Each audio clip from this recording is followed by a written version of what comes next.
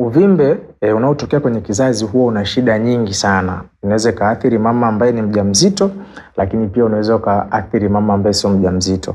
Kwa hivyo kwa yule ambaye si mjamzito akiwa na huu uvimbe, miongoni mwa complications ambazo anaweza kazipata ni pamoja na kupoteza damu nyingi, lakini wakati mwingine waga anapata maambukizi, lakini si hivyo tu, huwa zinaweza zikasababisha torsion.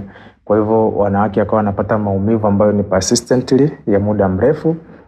Lakini kwa wale ambao ni wajawazito wanaweza kupata shida mbalimbali ikiwemo kuharibu mimba, mtoto kushindwa kugeuka, mtoto kulala vibaya, lakini wakati mwingine inaweza kusababisha uchungu kabla ya wakati na mwanamke akajifungua kabla ya wakati, ikitokea kama ile mimba ikiendelea na ikakuwa zaidi.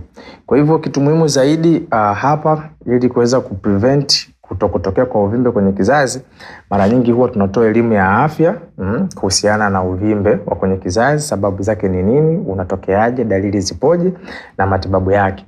Then kugundua mapema huu uvimbe pamoja na kufanyia matibabu ya awali ili kuepusha zile complications zake ambazo zinaweza zikasababisha madhara makubwa zaidi kwa mama, lakini pia kwa wale ambao ni wajawazito inaweza kusababisha madhara hata kwa mtoto, kwa sababu huwa zinasababisha pia intrauterine growth retardation, kwamba mtoto anashindwa kukua vizuri akiwa katika tumbo la mama yake.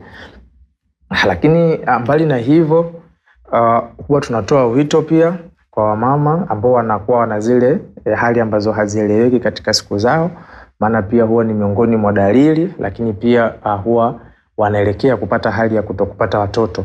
Kwa hivyo kuhudhuria katika hospitali, vituo vya afya ni muhimu kwa ajili ya afya zao na kupata ujuzi zaidi kuhusiana na kipi ambacho kinaendelea katika miili yao.